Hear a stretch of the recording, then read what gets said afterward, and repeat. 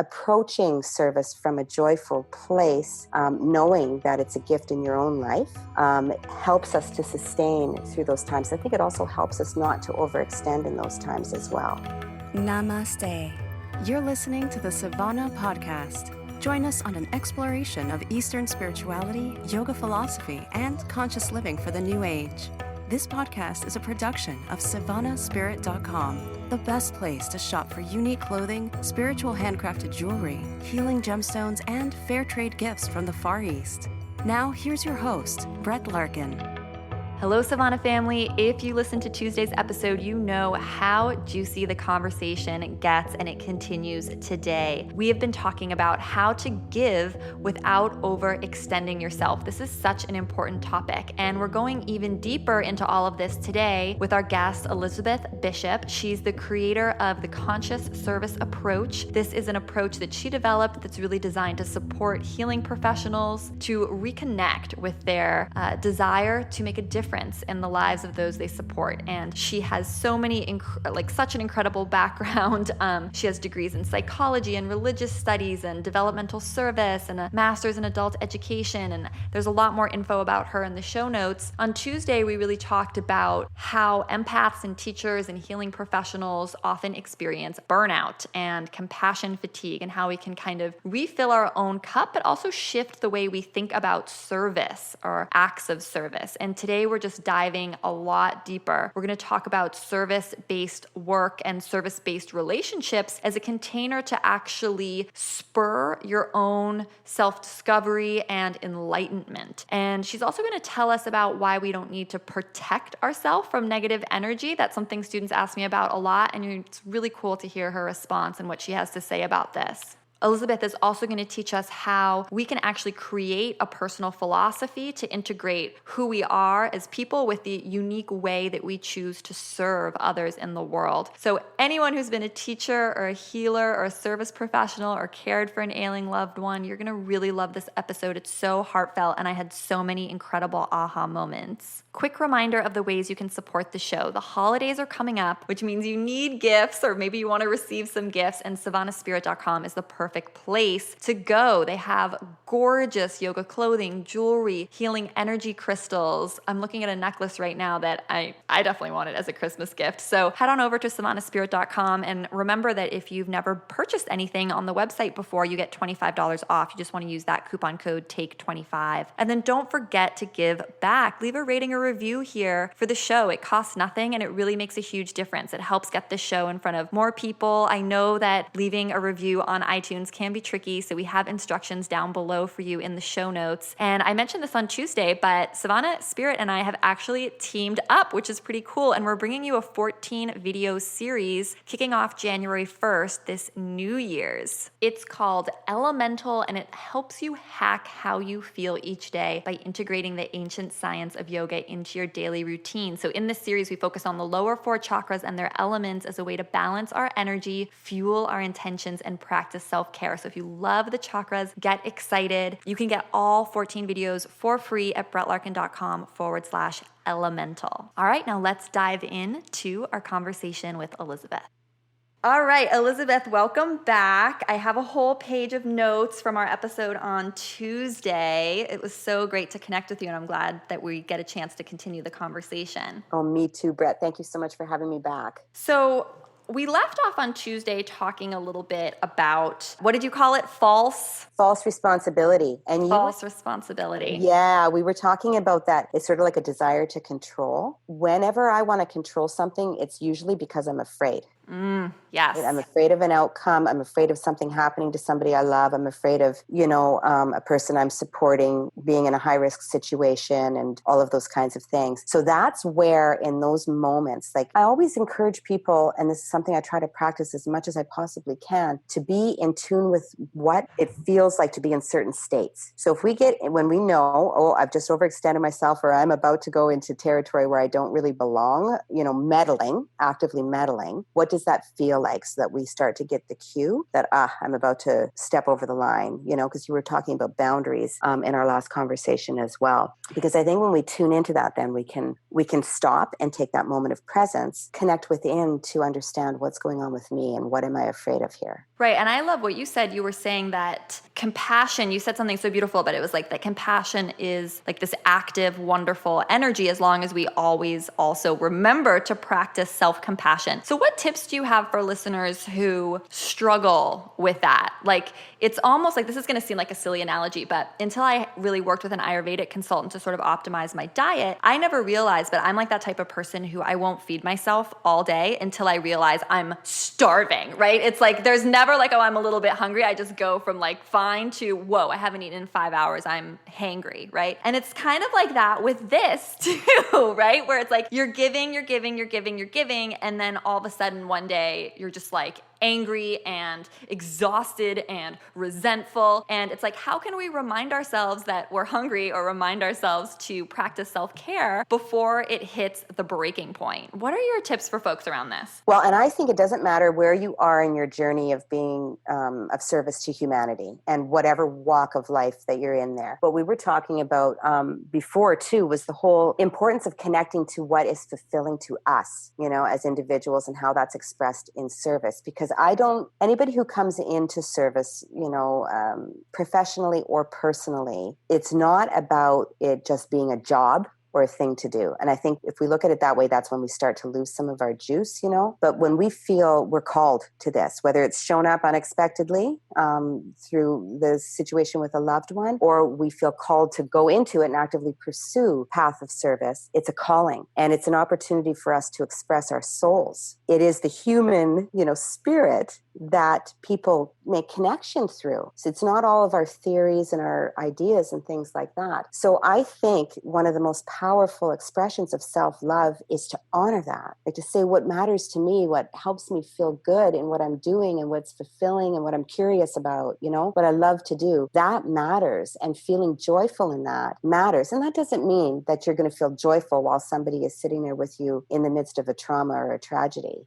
Approaching service from a joyful place, knowing that it's a gift in your own life, helps us to sustain through those times. I think it also helps us not to overextend in those times as well. So I'm going to ask you... Easy to get enmeshed, right? Right. And I'm going to ask you a really hard question now, so I apologize in advance.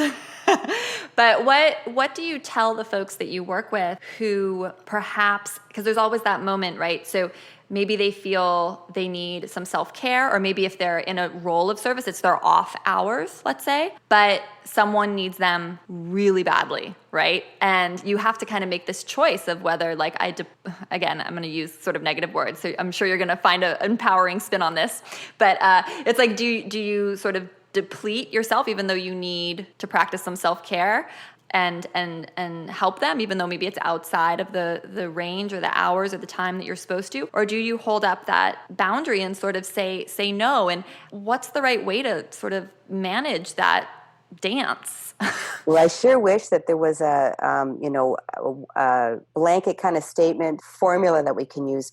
And this is a big part of the conscious service approach, is self-connection. And that is a moment-to-moment practice. So none of us will ever have just this is the one answer that you apply all the time. There have been many times in my career where I felt present, fulfilled enough to respond in the moment to certain requests. And there were other times when I didn't, and needed to say no. So you need to go inward first, like do an inward check-in first. You have to go in first and see, and then ask, like, what, because sometimes we're doing things out of obligation. I mean, I think a lot of times people respond out of obligation because they think that's how they fulfill their role, or what their role is about, without actually checking to see if it's something that they really need to show up for and that they're equipped to. Because yourself, I mean, if somebody responds to you just out of a state of obligation, you can feel that energy. You might not be able to name it, but you can tell the person doesn't really want to be there. Totally.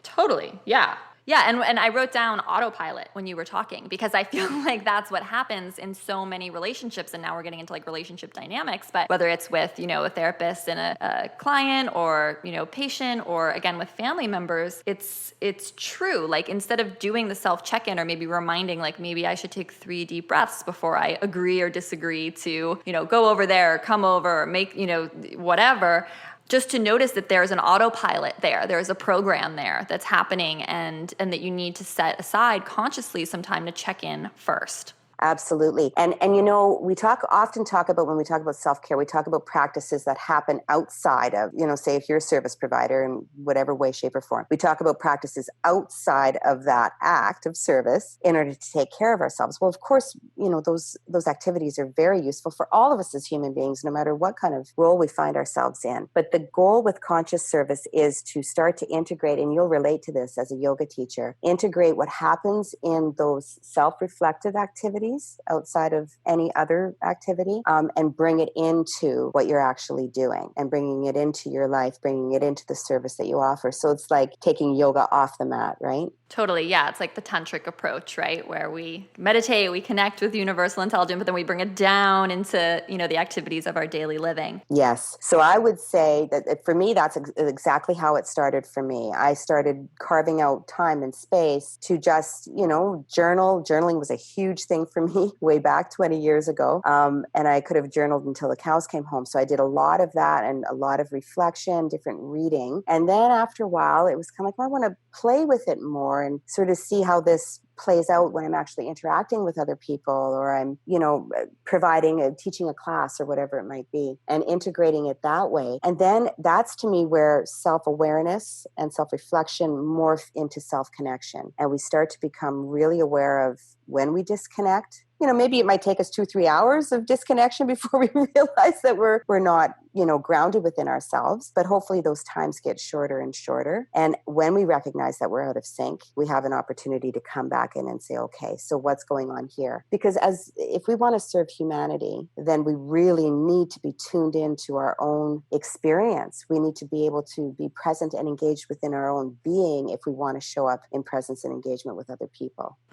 So true. And I know, because you're such an expert in this area, Elizabeth, I want to make sure that the listeners really get to understand all of the 4 components of your approach. And so I know one of them is self-connection. And I feel like that's the one we've kind of been talking about now, right? So the self-connection is sort of like this idea of declaring our contribution, which we talked about, reflecting on how was I transformed by the act of service, instead of expecting the people that we're serving to transform for us. And then I know there's 3 other components, and I think we've touched maybe on one of the others, but I just want to make sure. So do you want to walk us through? So there's that self-connection, and then what are the other pieces? Yeah. Yeah, so it's a four.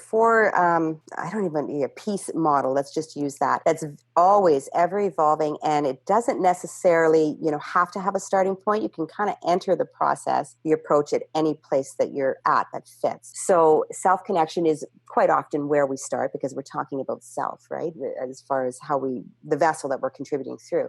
The next piece is enlightened communication. So when I was developing this, it occurred to me that, so many of us learn about effective communication and what it means to communicate assertively, or to use I messages, or, those kinds of things. And enlightened communication takes it deeper and looks at the energetic elements of what's happening with our communication. So to try to simplify it, we all know when somebody is, responding to us, speaking, sweet words, but yet we're feeling the sting because there's an energy underneath it, if that makes sense. Yeah, like, honey, I'm not mad at you at all. Yeah, exactly. That kind of thing, right? Yes. Yeah, sarcasm is a perfect kind of example of that. The next piece is what I call transformative relationships. So when I was growing up in human services, we used to talk about therapeutic relationships a lot. Not all people in service would relate to that term, but that's kind of where it was for me. And that was about developing rapport and creating the relationship, and having empathy and compassion, respect, those kinds of things. And again, when I looked at transformative relationships, I looked at it again on a deeper, sort of more spiritual and energetic kind of exchange. And so the transformation, again, is not just about the individual who's coming to access service or receiving service. The transformation or the potential for that is also there for the person providing it. Conscious service actually gives us the best opportunity to witness our own evolution. We think we're coming into it to witness the evolution of everyone else in the world, but it gives us a huge opportunity to witness our own. And that to me is a huge gift. That's a huge gift. That is huge. I'm wondering if we can talk about like practical examples for these two, because I want to make sure I get it and all the listeners get it. So for transformative relationships, I mean, what's coming to mind for me, and again, if you have a personal story or a story of someone you've worked with that you're willing to share, I'd love it. But I kind of think of, like, even as a yoga teacher, right, you may think you're there because you want to help all these people learn yoga, and you are, but at the same time, you almost have like this witness mindset of you as the teacher. And I mean, I talk about this a lot in my teacher trainings, is that you can get very attached to student feedback, right? Or the size of your class, right? And it starts to sort of become about like this outside validation. And you forget why you're really teaching, which is because it's a vehicle for your own enlightenment and transformation. Is that kind of the idea with the transformative relationships? Yes, that's a beautiful example. And the other aspect of that too is that I really see, in service kinds of relationships, the relationship itself is the container for the potential for transformation. So without that solid kind of relationship, and this sometimes creates challenges for service providers depending on, who they're working with and the struggles that people might be facing. Sometimes service providers will feel that they need to protect themselves from the harsh stories maybe that individuals might be sharing with them because it hurts, right? Yeah, and Elizabeth, this comes up in yoga teacher training all the time, because I always have students ask, like, well, what if someone has negative energy and I'm going to catch it or something, kind of like you'd catch a cold, because they've like heard of, I don't know. So yes, tell us about this, and tell us what you'd tell a student who is asking that.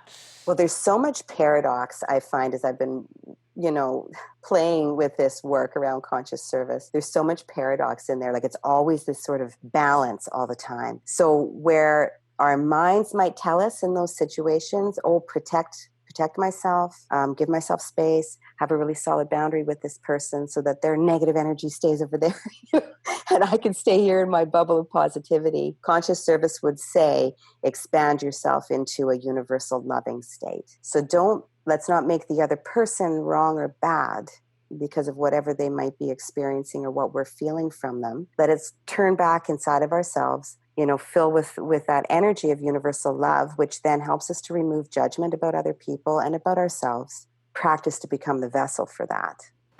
Yes, I love that answer. All right, and then before we move on to the fourth component, let's just go back to enlightened communication to make sure we have solid examples and get that one. Do you have a story you want to share here for this one? I wonder, I'm trying to think if I could give you like a really practical example. What always pops into my head when I think about communication, one of the first things that pops into my head is the idea of respect. And I mean, most of us can intellectually explain respect, right? And I've often heard people talk about, well, if I give respect, then I'll get respect back from that person. And well, they're not respecting me, so I'm going to, behave this way. And so it dawned on me, that respect is not something that we need to earn from each other. It's actually, we deserve it. We're inherently worthy of respect because it doesn't mean that we approve or we agree. It's just a human right. So I find that that's something, when I think about if somebody does something that I don't agree with or goes against my own philosophy, and I give myself permission to speak to them disrespectfully because we see things differently, then I've stepped out of my state of respect. Yeah. So think about a conflict situation. Sometimes when we're in conflict, the last thing we can feel is respect for the other person, right? Like it's hard, we're going to go in to have some kind of resolution discussion. And really all we want, in our little human is to have them see it our way.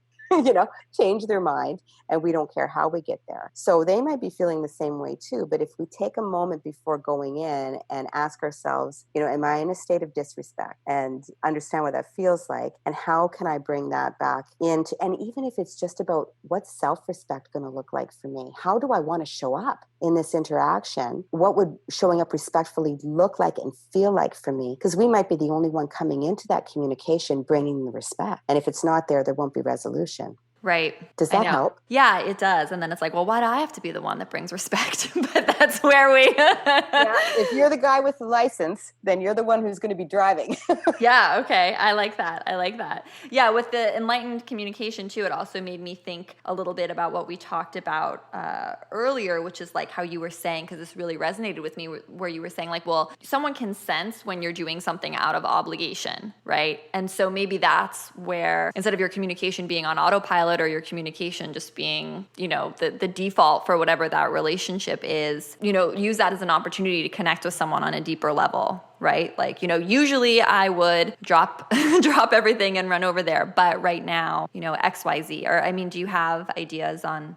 Yeah, I can tell you one of the aspects of enlightened communication is around integrity, and being in alignment. And it just popped into my mind when you said this. I remember a time with one of my close friends, and she had a lot going on in her life. And we've been friends since we were little girls, and we talked a lot about what was happening. And there were times, where there was one time in particular she called, and she was going off to do something, but she was telling someone else that she was going somewhere else. Kind of like when you tell your mom and dad that you're sleeping at your friend's place, but you're actually going somewhere else, something like that. And she asked me, she said, if this person phones, cover for me. And I thought, oh my gosh. And it was such a challenging moment, but I knew in a flash, it's like, if you cover now, you're going to cover forever until this thing explodes. And I just said to her, you know what, I love you, and I know what you're going through, and I'm here anytime you need me. I just can't do that. I just can't say that you're here or make up a story if you're not. So don't use me as that backup. And, it was a funny little uncomfortable moment. And then we moved past it and it was fine, and I didn't end up having to have it get worse, Yeah, I think so many people's fear of some initial discomfort, if they don't do what you do and like kind of stood your ground, leads to so much more discomfort down the road that you have, that you then really wish you weren't dealing with. So yeah, that's helpful. That's really, really helpful. Tell us now about the fourth component and the last component. The last component, the fourth component, is co-creating community. So the idea is that, in a place of self-connection, we have more capacity to engage in enlightened communication because we're connected to ourselves, where we're coming from, our intentions, etc. And through our enlightened communication, we're also getting information, maybe the mirror, effect. So we're learning more and connecting more with ourselves. And as those two are kind of moving along, that gives us capacity to really, truly, authentically and genuinely help to create transformative relationships, and that space for change and growth and healing to occur for everybody involved in that interaction or in that relationship. And with all of those three moving, then we take that energy into co-creating community. So we're always, whether we work within large organizations or we're providing care with a number of family members, sort of all engaged in the process for one person, or we're practicing,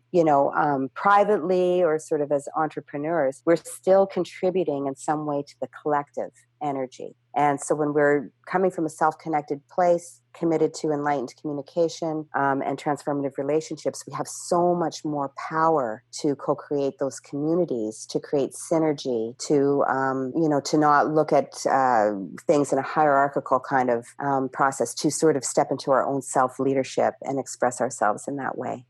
I love it. Yes, it makes so much sense. Community is amazing.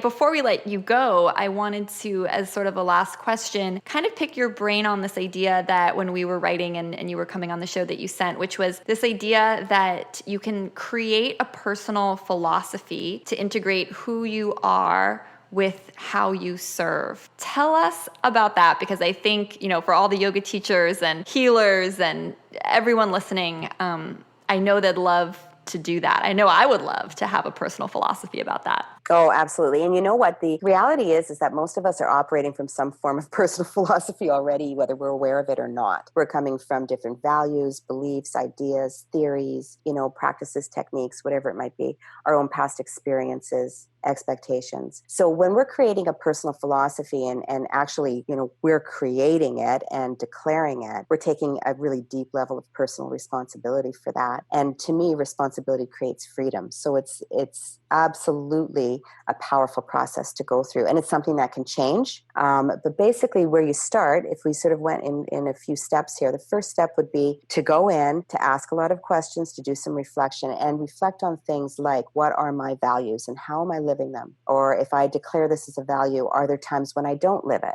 And not as a way of punishing ourselves or beating ourselves up, just to look for that integrity and what really is most powerful. So values, belief systems, our history, again, I call it the personal lens, all the different facets of the personal lens and how we, what we're looking through at the world as well as what we're looking through when we view ourselves. So what matters the most? Start there. And then you want to think about, what kind of roles that you have. So if you're a yoga teacher or in a different form of service, how do those personal values and beliefs kind of integrate into what you're doing? Like, is there alignment with the yoga mission, the yoga statement or philosophy that you're practicing, or philosophies around being a teacher, and come into alignment there as well? Really, as well, staying focused on what gives you a lot of joy and enthusiasm. And we all know what that feels like, right? If you feel your heart light up and you're energized, focusing on that. And then you draft out a statement. And when you're drafting that statement, it's always, and I'm sure people will be familiar with this, but it's always like in present time. I am, not like I'm going to, or I really want to, or somewhere down the road. We keep it as though it's happening right now so we can contain that energy within it. And then I always encourage people to create the personal philosophy in as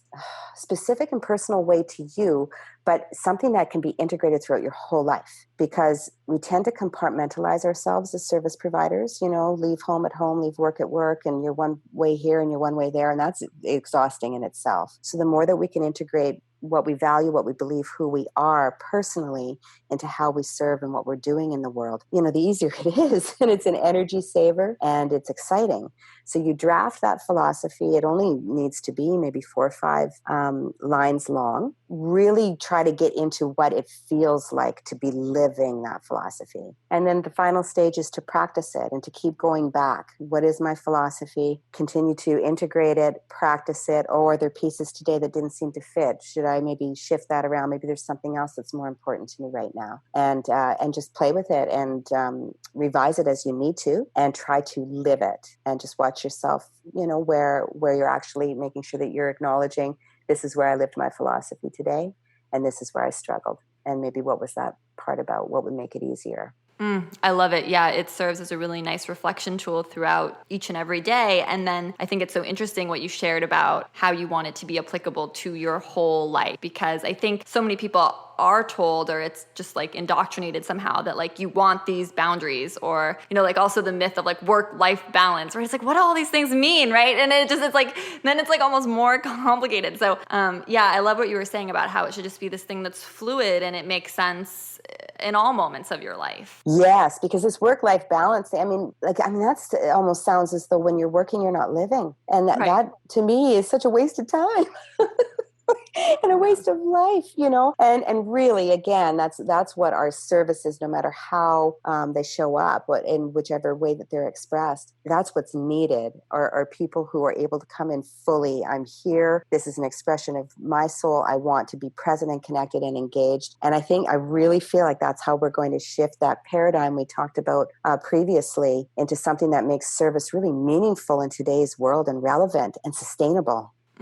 Yes, I cannot wait to be part of the shift, and hopefully everyone listening too feels that these are changing times. So Elizabeth, it was so great to connect with you. I feel like we all learned so much. How can listeners stay connected with you or learn more about your work, if they want to stay connected after the show? Oh, I would love that. You can find me at elizabethbishopconsulting.com. That's my website. There's blogs, resources, information about my formal research, and a place where you can leave your name to connect.